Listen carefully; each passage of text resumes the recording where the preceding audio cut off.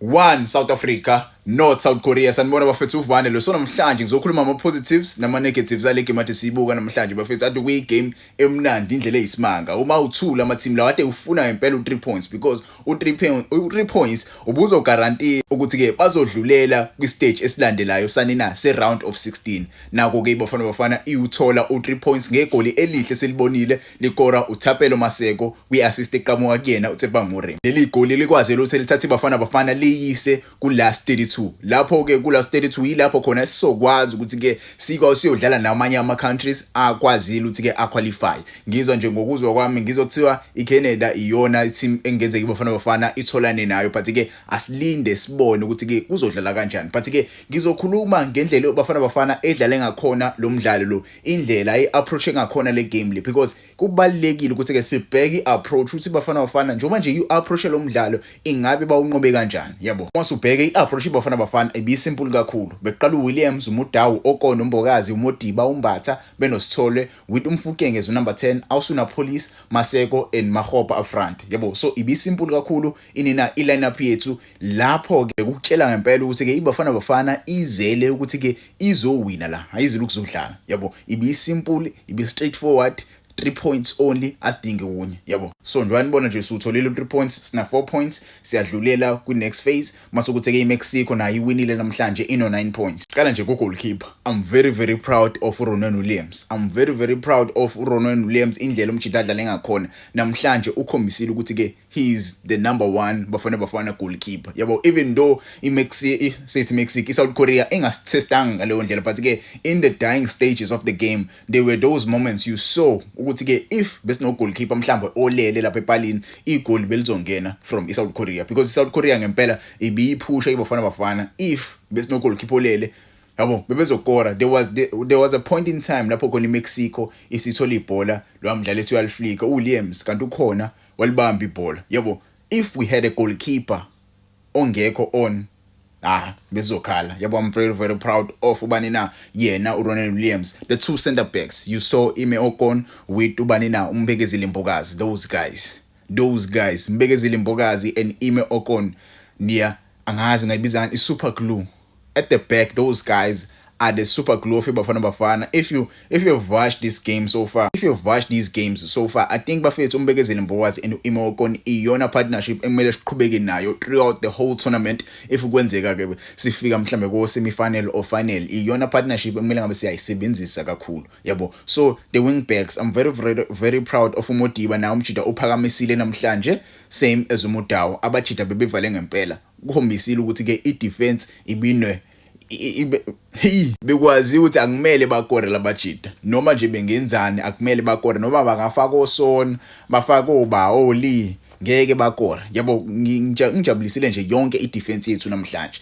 size swin, yabo. Eswini there were those doubts regarding ubani na uSithole. We saw uSithole last game he played for bafana, he wasn't that impressive, but again I liked the way he answered the critics. I'm one of those critics. Indlela umjida adlala ngakhona first game ungasho ukuthi ke wayenovalo, but ke indlela perform yakhona namhlanje he showed ukuthi ke umjida he's very good, yabo. He's very good. Okuyikona ukuthi ke kule game le ayidlala mhlambe ke wakhona leyo pressure le ukuthi ke they are playing against the host nation, but again namhlanje he really showed up. Namhlanje he played one of his best games I've seen playing for bafana. I had those doubts starting le game le, ngisho ukuthi ke if Joyce izodlala nje ingekho inkinga lesiyaziyo ubizwa ngoba nangu uTebogo Mokoena, because uTebogo Mokoena lapha eswini uyena super glue yethu, yabo. Njoba nje engekho uTebogo Mokoena ingabe labadlala bakhona kuJaden Adams ubani uMbatha benawo Sithole bazokwazi ke ba deliver imasterclass. Namhlanje basilethele imasterclass. Talent Mbatha, guys, what a player. Talent Mbatha lapha eswini benosithole.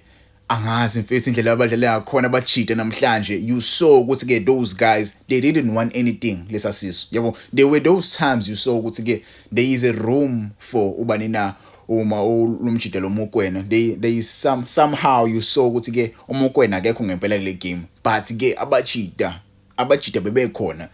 each and every ball elahlekayo ube khona lo mjida lo uba nawo Talent Mbatha azoyishanela. Each and every ball I always saw Talent Mbatha. Talent Mbatha ubezama ngempela, even the shots umjida ade washaya, you saw ukuthi ke ubefuna ngempela ukuthi ke iBafana Bafana idlulele kwi next round, yabo. Mase ukuthi ke u-number 10 wethu Mfokeng bafethu. Mfokeng naye he is one of those guys abadlale kahle kakhulu namhlanje, even though yabo engasinikezanga lokho ebesikudinga, but ke uyiqalile igame yakhe namhlanje and wenzile iBafana Bafana idlala ibhola, which is what we want. iBafana Bafana siyayazi as a team edlala ibhola. I spoke about this coming to this game. Ngathi mina, if we get physical against the South Korea, these guys are not physical. If we can get physical and sidlala ibhola lethu phansi, we can get something out of this game, yabo. Sadlala ibhola phansi saba physical. You saw abombokazi naboMuntawo abajide bebe physical, osithole eswini nabombatha bebe physical eswini, which is something I spoke about coming to this game, yabo. So ukuba khona kwaMfokeng noMbatha lapha eswini kukwazi ukuthi kuyisiza iBafana Bafana idlale kahle, bamove ibhola, okuyinto vele ade siyifuna, ibhola ade limove ngempela, okuyinto ke ebuya yangixaka kakhulu ngabadlali abama-wingers, yabo.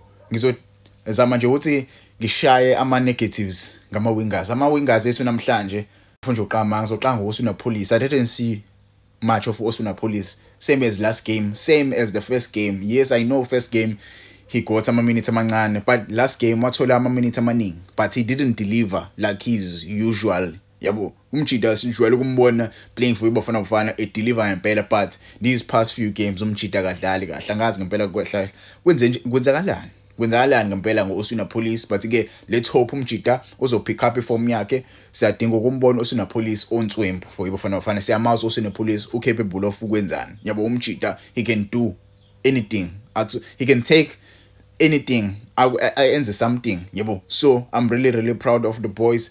I don't need to speak about Thapelo Maseko. The boy has been phenomenal for iBafana Bafana. He has been phenomenal for iBafana Bafana. I spoke about him and I will still speak about him. Umjida bafethu uyadlala, but ke there's one critic ngaye kule game esidlale namhlanje. I don't know why umjida engathanda ukuphasa kakhulu. If umjida uzokwazi ke aphase kakhulu, singakwazi ke siqhubeke sidlale kahle. But ke namhlanje ungena kwaMoremo vele kanje washaya ibhola, shaya square pass laza kuyena umjida ibhola, waseshaya ibhola enethini bafethu Thapelo Maseko.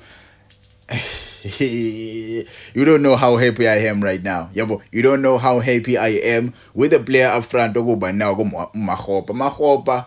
I think uMakgopa namhlanje he didn't play like the normal Makgopa first half, yabo. I would say first half umjida adlala kahle, but ke second half you saw to go uMakgopa utsheliwe ukuthi ke Makgopa wena you are a player that usually drops deep uzo collect ibhola usize team imakhe, because first half he wasn't doing that. He wasn't pressing those center backs anina ayo iSouth Korea. They were playing the ball at the back, uMakgopa engapress. But second half he showed ukuthi ke umjida umdlalo ngempela ulumdlali lesimthembayo phambili namhlanje, even though engalikoranga igoli, even though elitholile ithuba first half, obviously kuzobe offside, but ke umjida second half mina for me yabo uraisile isandla wakwazi ke adlale kahle. I still prefer Makgopa over any striker esikhona kwiBafana Bafana, yabo. So you can tell me how do you feel about the game. Mhlawumbe abanye abayibuka ngathina ke sihlalile sayibuka le game le, yabo. Ngijabulisa nje kakhulu ukuthi ke siyadlula siya kwi next round. How do you feel about the game? You can tell me in the comments. But ke mina ngokwami ngihappy. I don't think ngizolala njengamanje nje, ngiyavuka ngiyageza, angazi ngenzani, ngiyohlala angazi.